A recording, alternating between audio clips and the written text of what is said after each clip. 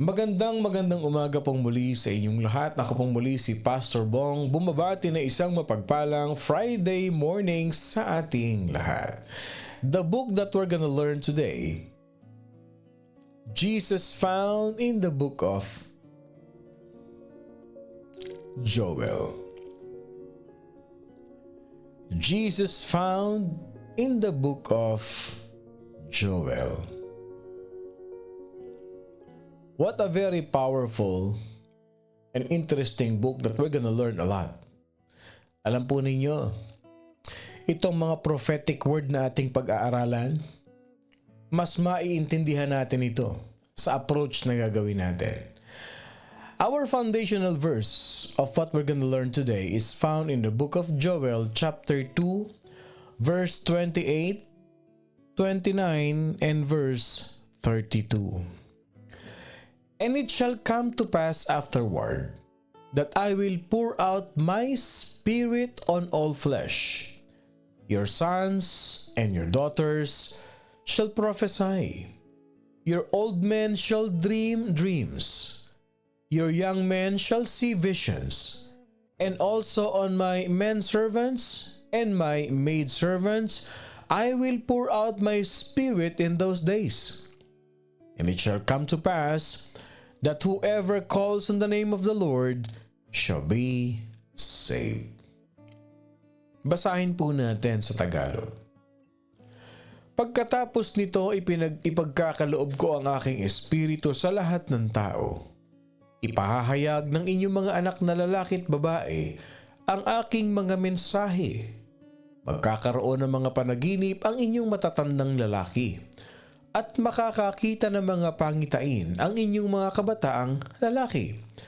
Sa panahong iyon, ibubuhos ko rin ang aking espiritu maging sa mga alipin lalaki man o babae.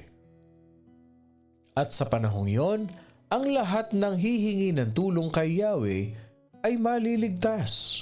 Gaya ng kanyang sinabi, may ilang makakataka sa bundok ng Zion at ang aking mga pinili makakaligtas sa Jerusalem. Salamat, Panginoon. Thank you for your word. Anoint me in Jesus' name. Amen. These are the words of the Lord through Prophet Joel, mga kapatid, no? So, finding Jesus in the book of Joel, makikita natin na paano natin ito maiintindihan. This is what I always say, mga kapatid, no? Teka lang.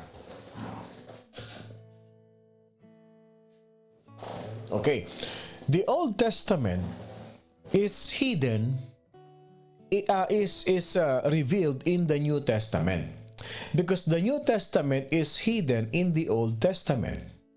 Hindi natin dapat paghiwalayin yan.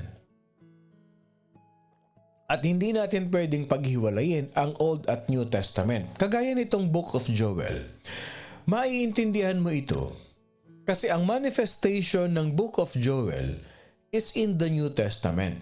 So pag hindi natin hinimay, hindi natin hinanap, at hindi natin nakita sa New Testament itong declaration na ito ng Panginoon Diyos, this declaration of the Lord in the prophetic word of Book of Joel, mga kapatid, we can never understand this. Kaya it is very important that we take notes. It is very important that we really listen and understand how the Bible teaches us about these words, because this is very important. It involves our salvation. It involves our spirituality, lalong-lalo na dito sa Book of Joel. Okay, Old Testament, nasaan ang manifestation? Nasa New Testament. On the day of Pentecost, si Peter, okay mga kapatid, he stood before the people on the Temple Mount and he declared that this prophecy that was given by Joel, it is more than 800 years earlier, mga kapatid, was coming to pass. Ibig sabihin, yung dineclare ni Prophet Joel na yan, hindi dun sa time niya na yun mangyayari. It is a prophetic word that will happen in the New Testament. Kaya si Peter, he was boldly declaring to the people of Israel, sabi niya, yung sinabi, yung pinrophesy ni Prophet Joel. Yung pinrophesy ni Joel dun sa scripture, dun sa Old Testament na binabasa nila, more than 800 years ago, eto na, parating na. And it is coming before our very eyes. Parang sinasabi ni Peter ganito, mangyayari na yung pinrophesy ni Prophet Joel sa atin, malapit na, ngayon na, darating na. Anong ibig sabihin nun? When God poured out His Spirit and accompanied by amazing manifestation just as Joel had prophesied. Yung pouring out of the Holy Spirit on the day of Pentecost sa New Testament. Yun nangyari na, yung pinrophesy ni Prophet Joel. Sabi ni Peter, basahin natin Acts chapter 2 verse 36. Kaya importanteng naiintindihan natin ito, mga kapatid. Ito na yung kaganapan. This is the manifestation, this is the execution, this is the reality of what Prophet Joel prophesied 800 years later. Let's pause for a moment. Gaano katagal? 800 years. Kanino galing yung pinrophesy ni Prophet Joel? Kay Lord. Ibig sabihin, pag si Lord ang nagsalita, hindi pwedeng hindi mangyayari. No matter how long it takes, mangyayari at mangyayari pag sinabi ni Lord na mangyayari. So anong takeaway natin doon? Never ever ever forget that God has promised you and I na tayo pagpapalain ng Panginoon Diyos. For I know the plans I have for you, declares the Lord, plans to prosper you and not to harm you, plans to give you hope and a future. Kapatid, may nag-iintay sa iyong magandang kinabukasan. Pinangako ni Lord sa iyo yan. No matter how long it takes, huwag ka lang maiinip. Lagi mong sasabihin yung promise ni Lord sa akin, parating na. Parating na. Declare it. Kindly type in the comment section kung naniniwala ka na yung pinramis ni Lord na trabaho sa iyo, matatanggap mo na. Type in the comment section, parating na. Kung naniniwala ka, kapatid, if you believe in your heart that the provision of the Lord in your life financially ay parating na, sabihin mo, parating na. Whatever it is, parating na yan sa buhay ko. Yung mga nagpe-pray ng love life dyan, parating na. Huwag kang mawala ng pag-asa, nagmo-module na yung iyong forever. Kindly type in the comment section, parating na. Napalalakihin ng aking business. On the way. On the way na yan. Parating na yan. Parating na in Jesus' name. Magiging nurse ako. In Jesus' name. Parating na yan. Yan yung mga ating mga pinagpe-pray. Sabi nung iba, magkakaroon na kami ng anak, mabubuntis na ang mga bagong kasal dyan. Parating na yan in Jesus' name. Ang mga mag-asawa na nagpe-pray na magkaroon ng magandang buhay, parating na. Type in the comment section. On the way na yan. On the way na. On its way na yan. Going back to that. Ano sabi ni Peter? Ayan, di ba? Parating na. Bibigyan ka na ng day off ng Saturday and Sunday para nandiyan ka sa worship service. Yung pinagpe-pray mong trabaho, parating na. Ayan, parating na in Jesus' name. Ganyan na Kristiyano, we declare because there is power in declaration. Isipin niyo to 800 years ha. Anong dineclare ni Peter? Acts chapter 2 verse 36. Let all the house of Israel know assuredly that God has made this Jesus whom you crucified both Lord and Christ. Mamaya maririnig ninyo ha. Bago yung statement na yan. Sasabihin ni Peter, kung ano yung sinabi ni Prophet Joel. Tagalogin natin. Kaya dapat malaman ng buong Israel na itong si Jesus na ipinako ninyo sa krus ay siyang ginawa ng Diyos na Panginoon at Kristo. Pag binasa natin yung chapter 16 ng Acts chapter 2, sabi ni Peter, "This is what was spoken by the prophet Joel." Oh, nag-prophesy si Joel 800 years ago. And then the manifestation, sabi ni Dali, para sa akin po ito, pastor, parating na. Amen to that. So nag-prophesy si Prophet Joel at nangyari. Sabi ni Peter, ito yung katuparan ng mga ipinapahayag ni Propeta Joel. Peter was very certain. He left no doubt that to call on the name of the Lord, gagaya ng pinrophesy ni Prophet Joel, was to call on the name of Jesus. Na pag tumawag ka sa Panginoon, tatawag ka sa pangalan ni Jesus.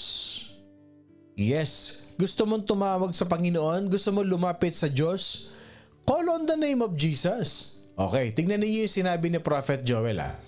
Sa panahong yon, ibubuhos ko ang espiritu maging sa alipin, lalaki man at babae. Ito na. Sa panahong yun, ang lahat ng hihingi ng tulong kay Yahweh ay maliligtas. Gaya ng kanyang sinabi. Ito na. People who will call on the name of Jesus will reach the line of God in heaven. Sasagutin. Maririnig ng Diyos. That is what the prophecy of Prophet Joel, mga kapatid. So, on the day of Pentecost, eto na, yung day of Pentecost. Ilan ang nasave sa day of Pentecost? 3,000. How many were saved, accepted the Lord Jesus Christ on the day of Pentecost? 3,000 souls were saved. Ito na yung isa sa pinakamalaking church ng New Testament. 3,000 got saved, mga kapatid. Ano nangyari sa kanila? On the day of Pentecost, all the followers of Christ were what? Were gathered in one place. Acts chapter 2 verse 1. All with one accord in one place. Alam niyo ba? Itong ginagawa natin na ito, we are in one place. Kahit pa sabihin mo magkakahiwalay tayo, mga kapatid. We are in one place. We are one place by the Spirit of the Lord. Amen to that. Ang ganda nito, no? Yung iba nasa Pilipinas, yung iba nasa Pennsylvania, nasa Alabama, nasa Italy, nasa Hong Kong, nasa Japan, nasa Middle East, but we are in one place. Ito yung ating place of worship. Tuloy natin yung pagbasa. In Acts chapter 2 verse 4, sabi dito, and they were all filled with the Holy Spirit and began to speak with other tongues as the Spirit gave them utterance. At silang lahat ay napuspos ng Espiritu Santo at nagsimulang magsalita ng iba't ibang wika ayon sa ipinagkaloob sa kanila ng Espiritu. Anong nangyari sa kanila? Nasaan si Jesus Christ sa Book of Joel? Ito ang nangyari sa kanila, no? Sabi dun sa binasa natin, pagkatapos nito, ipagkakaloob ko ang aking espiritu sa lahat ng tao. Tuloy natin, ha? Okay, sige. It shall come to pass afterward that I will pour out my spirit on all flesh. Anong nangyari sa day of Pentecost? All the followers of Christ, those who accepted Jesus Christ, they were all baptized by the Holy Spirit. Nasaan si Jesus Christ sa Book of Joel? He is the one who baptizes us in the Holy Spirit. Si Kristo sa Book of Joel, siya ang nagbabautismo ng banal na espiritu sa bawat tao na tumatanggap sa Kanya. Nandun si Jesus Christ Sabi niya, I will pour out my spirit on all flesh. Kaya nga sabi dito, your sons, your daughters shall prophesy, your old men shall dream dreams, young men shall see visions. Tignan ninyo ha. Tignan ninyo sa Book of Acts. Okay, tignan ninyo ha. Silang lahat ay napuspos ng Espiritu Santo at nagsimulang magsalita ng iba't ibang wika ayon sa ipinagkaloob sa kanila ng Espiritu. Yun. They prophesy. They see visions. When you are filled with the Holy Spirit, you can see the vision of the Lord. You can see what God has prepared for you. Nakikita mo yung magandang kinabukasan. Nakakapagsalita ka ng mga heavenly language when you are filled with the Spirit of the Lord. Kasi pag tinuloy natin sa 1 Corinthians chapter 12 verse 13, isipin niyo ito ha, nandun tayo sa Book of Joel. But I really have to dig deeper at tignan natin kung paano pinatunayan sa New Testament. Hindi ganun kadali mga kapatid. Na everyday yung learning natin, I really have to seek the help of the Holy Spirit para ibigay sa akin itong mga verse na to. Tignan ninyo ha. 1 Corinthians chapter 12 verse 13. Okay? And they were all baptized into one body. Okay, verse 13 ha. For by one Spirit, Spirit ni Lord, we were all baptized into one body. Whether Jews or Greeks, whether slaves or free, and have all been made to drink into one Spirit. Kahit daw Hudyo o mga Hentil, alipin man o malaya, tayong lahat ay binautismuhan sa pamamagitan ng iisang Espiritu upang maging isang katawan. Tayong lahat ay pinainom sa iisang Espiritu. Balikan natin ulit ang Book of Joel. Nasaan yun dun? Sabi niya dito ha, tinan mo sabi to ha. Sa panahong iyon, verse 29 ng Joel chapter 2, ibubuhos ko rin, ang aking espiritu maging sa mga alipin. Nakita nyo? I will pour out my spirit, my men servants, my maid servants, I will pour out my spirit in those days, and it shall come to pass that whoever calls on the name of the Lord shall be saved. Lahat sila na naniwala kay Jesus Christ at the day of Pentecost, they were baptized by the Holy Spirit. Yun si Jesus. Jesus Christ is the one who baptizes us in the Holy Spirit. Ang Panginoong Jesus ang nagbabautismo sa atin ng banal na Espiritu, hindi si pastor. I can only officiate the baptism in the water. Yung immersion sa tubig.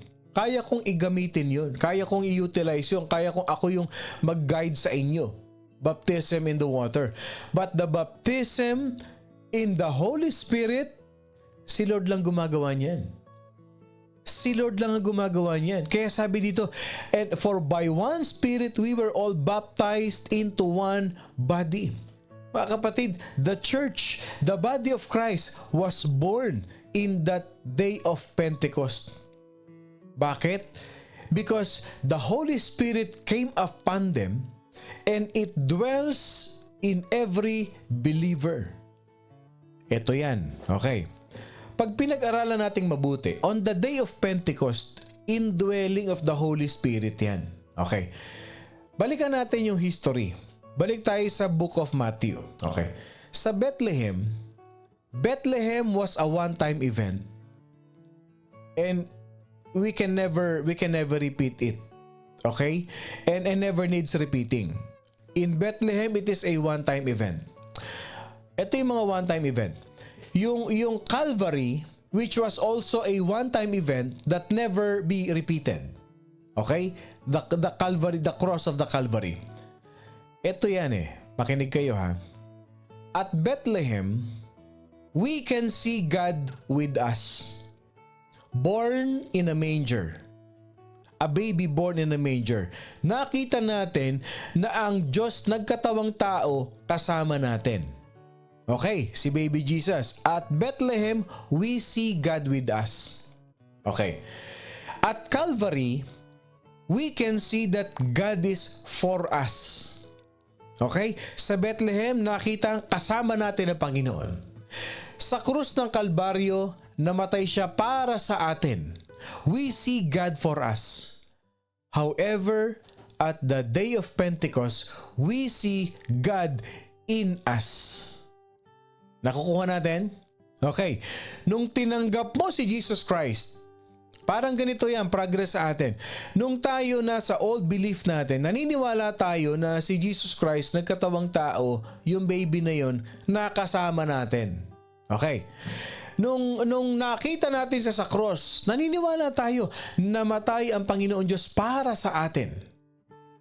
But on the day of Pentecost, when you accepted the Lord Jesus Christ, now we can see that God is in us. Yan ang pinrophesy ni Prophet Joel. What Joel prophesied is what the early believers experienced was, it is not a baptism of the Holy Spirit, but a baptism by the Holy Spirit into the body of Christ. Okay? Hindi yun yung baptism of the Holy Spirit. Okay? Ang naranasan nila dito, yung nagbabautismo mismo. Baptism by the Holy Spirit. Hindi baptism of the Holy Spirit. Okay? Parang ganito yan. Okay? Para maintindihan natin. Magkaiba yung na-experience yung baptism of the water, o binautismohan ako sa tubig. Yan yung baptism of the water. Okay? Pero iba yung na-experience mo na, iba ang na-experience ko yung nagbautismo sa akin sa tubig. Okay? The element and the baptizer. Yun. Ang naranasan nila sa Day of Pentecost is the baptism by the Holy Spirit. Not by that baptism of the Holy Spirit. Na-experience mo mismo nila yung bautismo ng banal na Espiritu sa buhay nila, which is Jesus Christ Himself. Kaya nga sabi ng 1 Corinthians 12:13, for by one Spirit, we were all baptized into one body. We were baptized by the Holy Spirit. Kasi, yung tinatawag natin na baptism in the water, kahit saan tubig, pwede kang i-baptize eh. Sa swimming pool, sa bathtub, sa dagat, sa ilog. Yun eh. Baptism of the water. Pero iba yung baptism by kung sino nagbabaptize sa'yo. Itong Day of Pentecost, ang naranasan nila, yung mismong nagbabaptize. Are we getting here? Naliliniwanagan natin? Nakukuha ba natin mga kapatid? Kaya sabi niya dito, tayong lahat ay binautismuhan sa pamamagitan ng iisang Espiritu upang maging isang katawan. Church, the Holy Spirit, Jesus Christ Himself is the baptizer who, upon our conversion, immerses us into the body of Christ. Si Jesus Christ, yung triune God, the Father, the Son, the Holy Spirit is the baptizer. It's not the element of the baptism. It is the baptizer whom we are experiencing. Kaya iisa. Kaya pag sinabi mo, saan ka na-baptize? Doon sa sa ilog ng Makiling. Saan ka na-baptize? Doon sa river of ganyan. Saan ka na-baptize? Doon sa riverside. Sino nag-baptize sa'yo? Si ganito.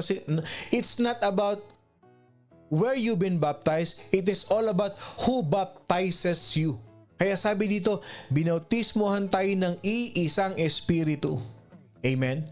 So for 33 years mga kapatid, the world looked upon the physical body of Christ.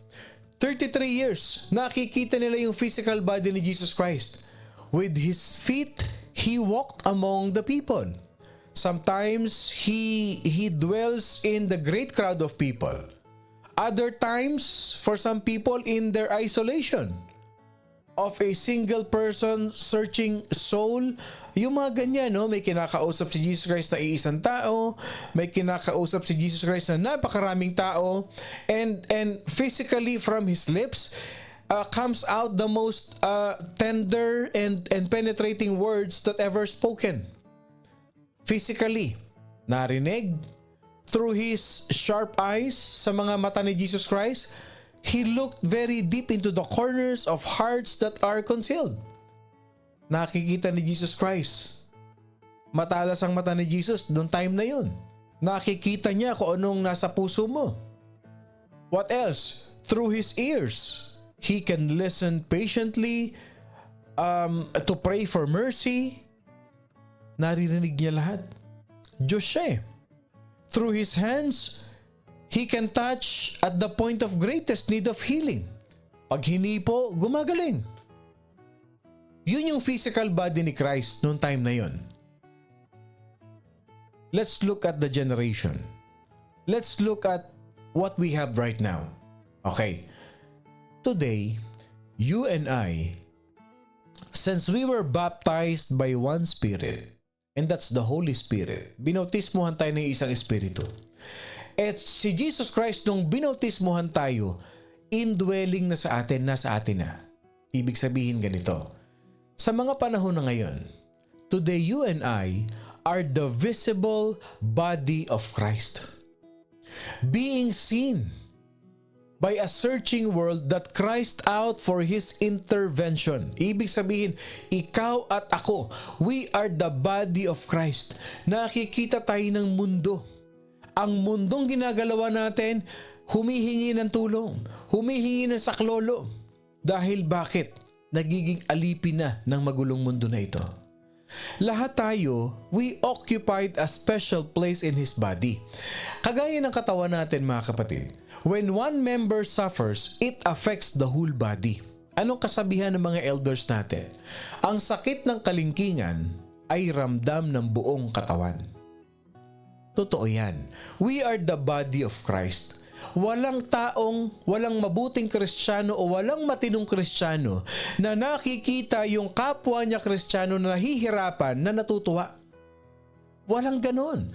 We are the body of Christ. The cry of a person, the cry of our brother, the cry of our sister is our cry as well. Kasi iisang katawan tayo eh. Kaya dapat sa iisang katawan hindi nagsisiraan. Dapat sa iisang katawan hindi nag-iinggitan. Dapat sa iisang katawan nagtutulungan. Nagmamahalan, hindi nagpapataasan, hindi nagseselosan, hindi naghihigitan, nagmamahalan because you and I are very important to God and His body will never be complete without you serving in that part of the body to which you are assigned. That's true. Lahat tayo, may kanya-kanya tayong function sa body of Christ. Are you getting what we're learning here? May natututunan ba tayo? Can I see an amen? Can I see an amen to that? We are the physical body of Christ nowadays. Ay alam nyo kung magkakaisa lang ang bawat Kristiyano, malakas tayo eh. Hindi yung minsan pastor, sisiraan yung kapwa pastor, yung pastor, ididiin yung kapwa pastor, pagseselosan yung kapwa pastor, yung leader, pagseselosan yung kapwa leader, yung leader, magagalit doon sa leader na yon. Kasi bakit? Nagkakaroon ng competition eh. The body of Christ is not a competition. The body of Christ should be united. May kanya-kanya tayong strength, may kanya-kanya tayong lakas. That's true. That's true mga kapatid. The body of Christ will never be complete without you serving in that part of the body. There is something for you to do. There is something for you to do in the body of Christ that no one else can do completely like you can. Totoo yan. Hindi mo ba alam na meron kang nagagawa sa iglesia na hindi nila kayang gawin? Ikaw lang ang nakagagawa. At ganun din naman yung iba. Nagagawa niya yung hindi mo kayang gawin. Kaya huwag mainggit. Huwag magselos. Huwag ka inggitan. Kasi meron ka ring function. May dapat ka ring gawin. Pastor ka, pastor ako, meron tayong specialty, may malakas tayo sa ganun, may mahina, magtulungan, huwag mag-inggitan. Pastor sa pastor, nagdedebate, nagtatalo. Bakit ba hindi nila magmahalan? Amen. Can I see an amen to that? Can I see an amen to that? Morning devotion daw, ganito, morning devotion ganun. Di wow. But for a moment, when God spoke to Prophet Joel, parang inalis ni Lord muna yung curtain At pinakita ni Lord kay Joel kung ano yung mangyayari. And then Joel took a pen in his hand. He wrote it down. Sinulat niya that a day that would mark the beginning of the last days was approaching. Kailan yon? When God would pour out His Spirit on all flesh. And from that day forward, mga kapatid, until Christ's glorious second coming, the Spirit would baptize each believer into the body of Christ. Kaya itong ating Encounter God Retreat, bakit ko kayo pinupush talaga na sumama dito? Bakit ko ba kayo ina-encourage na sumama? Maramdaman niyo yung outpouring of the Holy Spirit. However, kahit di ka naman sumama sa encounter, when you accepted the Lord, Jesus Christ in your life, at talaga namang tinanggap mo siya sincerely sa puso mo, kagaya nung day of Pentecost, they were all filled, they were all baptized into one Spirit. Yung Spirit ni Jesus Christ. Kaya pag ang ugali mo, inggitero ka, pag ang ugali mo, mapanira ka, pag ang ugali mo, selfish ka, gusto mo ikaw lang, gusto mo tayo lang, pag ganyan ang ugali, ang tanong, saan ka nabautismuhan? For sure, hindi Holy Spirit ang nagbaptize sa iyo. Let this be an eye-opener to us. Let this be a reminder to us na lahat tayo, nabautismuhan tayo ng banal na Espiritu. If the Holy Spirit lives in you, Jesus Christ lives in you, you should bear the fruit of the Holy Spirit. That's true. That's true. So yung pinrophesy ni Jesus Christ that the second coming of Jesus, every people, every believer will be baptized into the body of Christ. Anong result? Joel chapter 2 verse 32. And it shall come to pass that whoever calls on the name of the Lord shall be saved.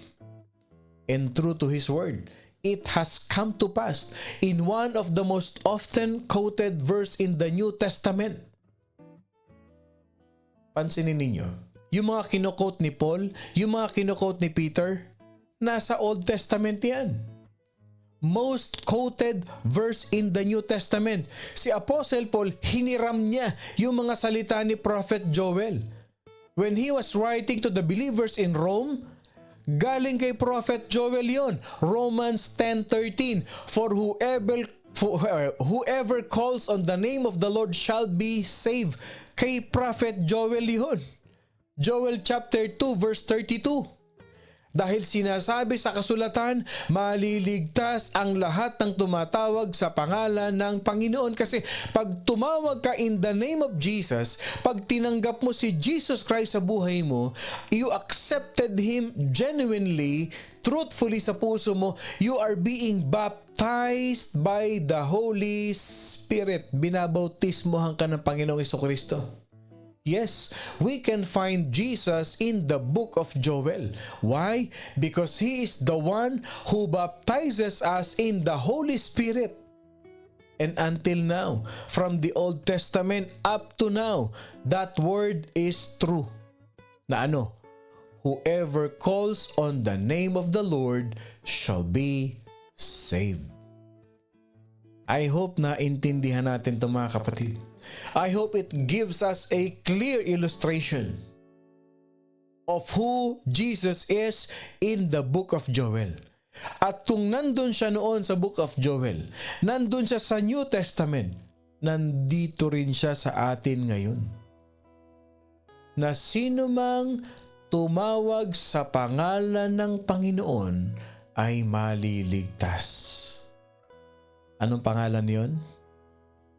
What is the name of the Lord? In whom we can receive salvation? Kindly type in the comment section. O ayan. Sinong pangalan? Anong pangalan ang dapat tawagin upang magkaroon ng kaligtasan? Type in the comment section. Sige. Romans 10:13, Joel chapter 2 verse 32. Pareho yan. Kinote lang ni Paul. That in the last days, sino mang tumawag sa pangalan ni Jesus ay maliligtas. Tayo po'y manalangin. Maraming salamat, Panginoon Diyos, sa biyaya ng iyong mga salita na binigyan mo kami ng panibagong buhay, binigyan mo kami ng kaligtasan, binigyan mo kami, Panginoon, ng bagong puso, binigyan mo kami ng iisang espiritu na ikaw ay dadakilain, sasambahin, pupurihin, Panginoon Diyos, sa aming kalagitnaan. Lord, ang morning devotion, ikaw ang itinataas. Ang morning devotion, sa iyo kami sumasamba. Ang morning devotion, sa iyo kami nananampalataya. Ang morning devotion, Panginoon, ng pamilyang ito na patuloy na lumalago sa espiritu at katotohanan.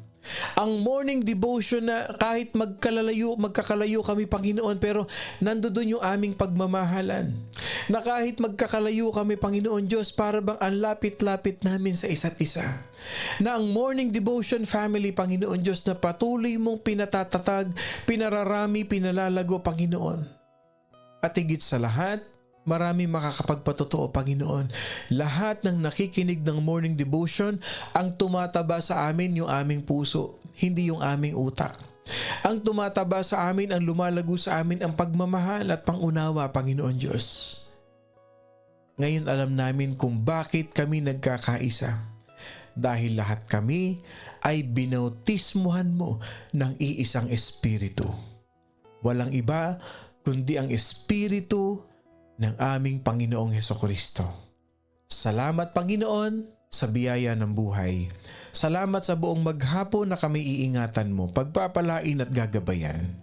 Salamat at lahat ng prayer namin, Lord, pinakinggan mo. At nananampalataya kami, sinasagot mo na ang lahat ng aming panalangin. Thank you, Lord. Thank you, Jesus.